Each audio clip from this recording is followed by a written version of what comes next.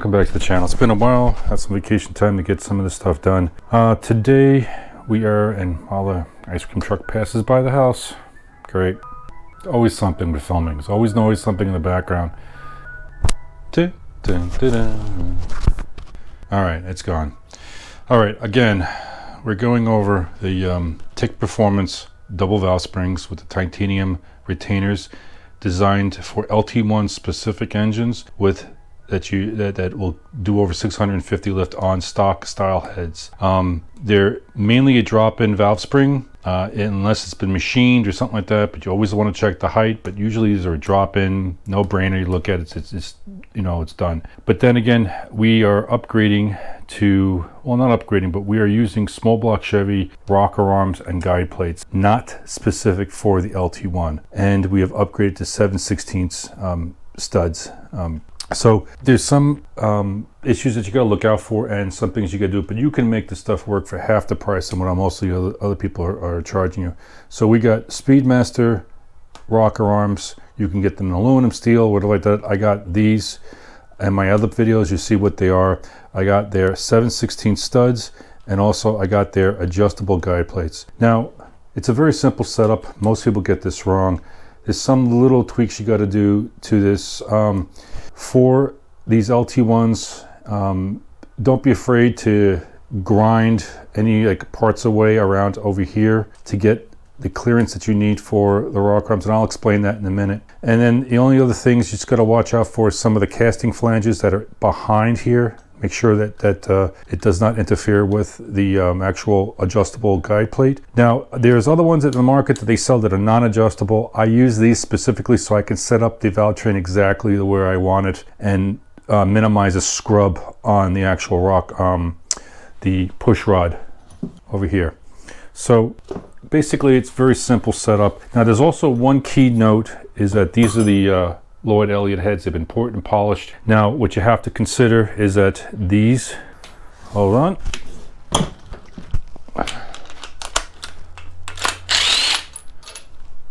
these studs go through here and into the intake passageway. Since it's been ported, it's been exposed. So basically what you got to do is do some thread sealer, very simple, RTV, black, whatever it is, whatever your preference is. Just a little bit, little dab will do you. This will prevent any oil leakage, vacuum leakage, or anything along those lines. I do it on every single one of them, just so I don't forget. I've forgotten to do this one time, and nothing happened, so, but still, let me get this right. Okay, it's like that. Stick that bad boy in there. And I'm doing a breakdown video so you can see in real time what I'm doing. Take some little attention to detail. And one of these days I'll get a good mic that I don't have to hang on me. So hold on a minute. Hopefully I don't have to cut this video up too much. Just get it out to you guys. You can see what I'm doing. Help save you guys some money or understanding how to do this correctly. It's a very simple process. Line these two up.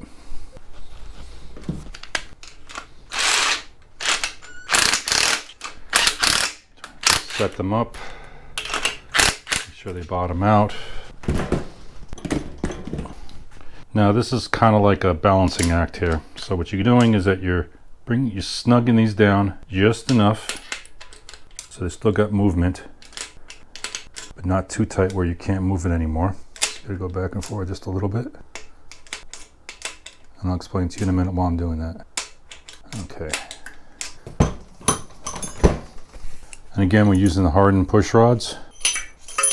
Dropping them in. Making sure that the lifters are flat. I mean, that's just a given. Now we're taking the rocker arm. Each rocker arm is specific of how they're designed, the way the nut goes into the body. But just make sure you have the right side up, the other side down. This side actually goes to where the bolt is. Flat, slides on. Very simple. I just snug them down. You technically don't have to tighten them down, but what I do is I just zero them out. Okay, they're in the base cam of the circle, everything's flat. Okay, so you know we're pretty good as it is, but now, let me get you in closer. Let's see if the camera will go up into that direction. Hold on.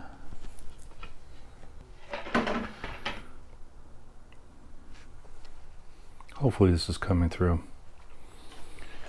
So basically what we're doing is that we're moving the adjustable part of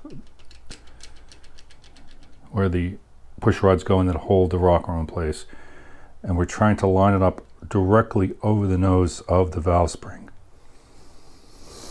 Now, I'm not going to get into details that if you have different rocker arms, different ratios, all that kind of stuff, depending on where the nose of the rocker arm is, you're going to have to get adjustable or different push rods depending on your setup. That's a whole different technical thing. These are using stock size push rods because everything is pretty much dimensionally the same as a stock LT1 head. But if you need to move this over the nose of the valve, just a quick reference, you'd have to get a longer one. Vice versa, if you want to move it, get this out of the way. You need to move it back, you need to bring it down over the nose or up over the nose back, depending on, you know, what you need in the push rod length. But this is all factory type of setup, so there's really no need for that at this level. Now, what's unique about LT1s is that if you're running a stock head gasket, the head gasket has push rod holes, right? So as I mentioned from the other video, God, I could take this apart again. This is why a lot of guys have problems getting adjustable rocker arms and push rods and all that kind of stuff, is because they're dealing with stock style heads. I mean, stock style gaskets. These gaskets, so this would sit like this in the engine, and they have where the push rod would go through. Now what this is inhibiting you, or the problem with this, is that it doesn't allow you to move the rocker arm back and forth like this.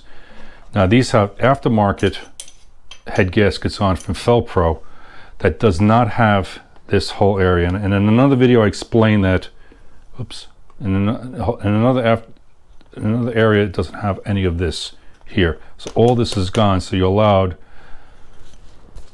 let me see if this is coming through, but all underneath here, now there's no head gasket there, it's just flush with the head and the block. But with the regular LT1 gasket, this area pops out and inhibits you how much you can move the push rod back and forth. So that's a note. Now in my other videos I showed you how I actually clip this whole area out so I can move the push rods to where I want it. But since we change head gaskets and heads and all that stuff, and this project's always been changing, this motor's been apart God knows how many times, so yeah. So those are things to consider when doing this type of job. So now, without the limitations of the head gasket that I explained to you before, now you're able to move these rocker arms back and forth with more of a degree to get the perfect over the nose of the valve spring, or the valve itself.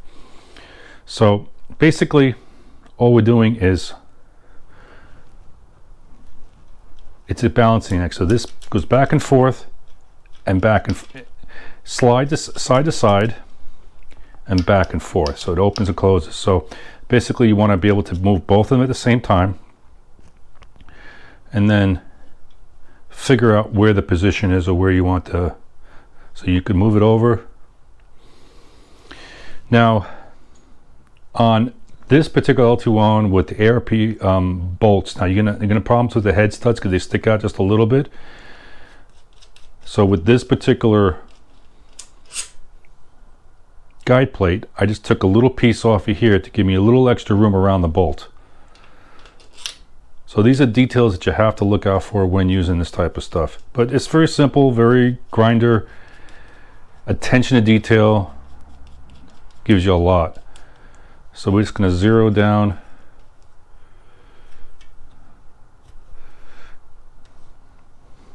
Center this up.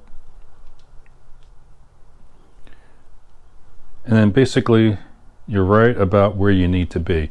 Now you noticed that, oops, hold on. See, even I can make a mistake. See? And I'm in the base circle here. I was wondering why it was off a little bit. Now, you see how the rocker arms are not like that?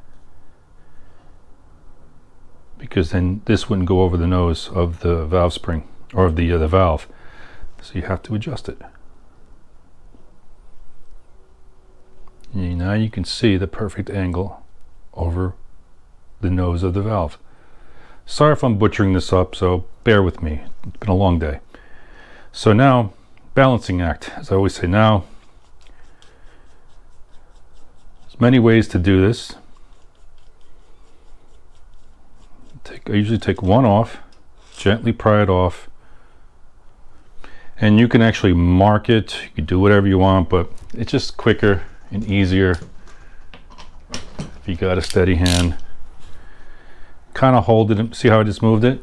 So now I'm going to go back to my reference point.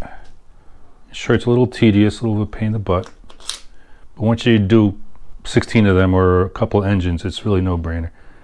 You bring it back, eyeball it right to about where it needs to be, hold it, get your wrench set up, sneak up on it, lock it into place. Okay. See, now you still have some movement here, but it makes this one a little bit easier now.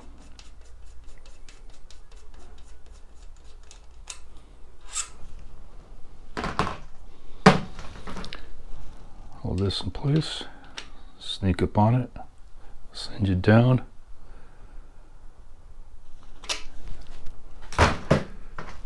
Check both rocker arms again.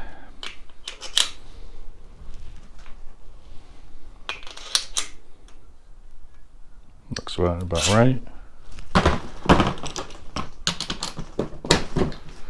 These require 45 foot-pounds. Check your manufacturer for torque settings, but they're all about the same.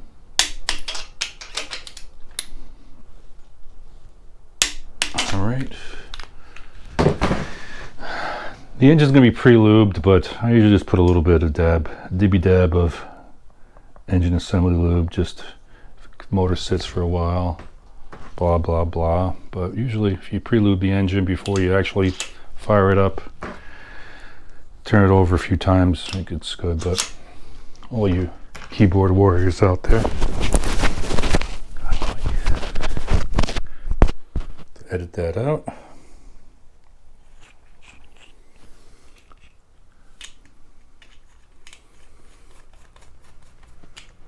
Now this is just to set the rocker arms up. In the next video, I'll go in actually how to adjust all the rocker arms. I'm going to zero it out.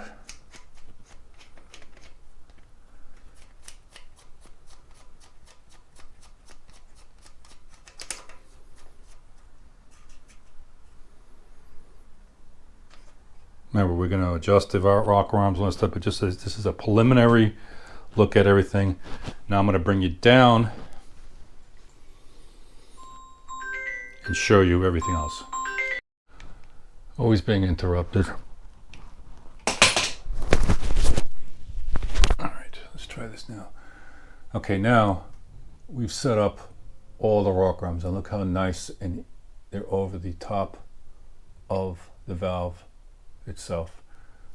For an LT1. This is very hard to get to. This is why I use the adjustable guide plates. Makes it so much easier. And again, these are not fully set up as far as lashed. It's just zeroed out on the base circle of the cam. But this will give you indication of how good they are. And you can see how nice they are.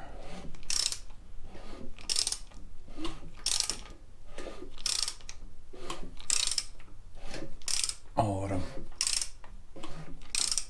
You guys get the point. Okay, so in the next video, I'll show you how to adjust everything. and finally button this motor up, and hopefully by the next couple of videos get it primed, intake manifold on, and onto the engine cradle that's been sitting there for who knows how long. And hopefully this will be running soon, really soon, really soon. All right. If you made it to the end of the video, thank you for watching. I'm hoping you're clicking that like and subscribe button. Also, to all the people that are sending me emails, please make a comment also on the channel. Thank you for all your questions. I try to give you the best answers possible, and wanted to show everybody what you can and cannot get away with on these LT1 engines. This applies to small block Chevys and all the other stuff, but LT1s with this and the Vortex with the Vortex heads are slightly different than a regular small block Chevy, and you got to watch out for all the differences. And this is why I'm going through all of the trouble to show you what you can and can't do with these motors, starting with the everything else. But the valve train is usually one of those things, and I'm hoping that this will. The reason why I'm going through all of this problem here is I want to show you that you don't have to spend a lot of money on to get decent parts on the engine for a street driven engine.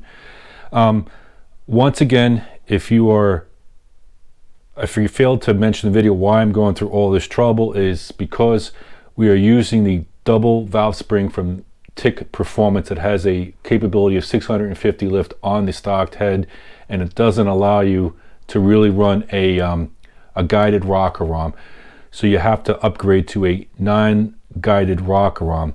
And I'm trying to address some of the common mistakes that people do when they're going from that type of rocker arm to a regular roller rocker arm with adjustable guide plates. Hope this helps us to all you guys out there. Thanks again. Don't forget, please subscribe, click that like button. Have a nice day.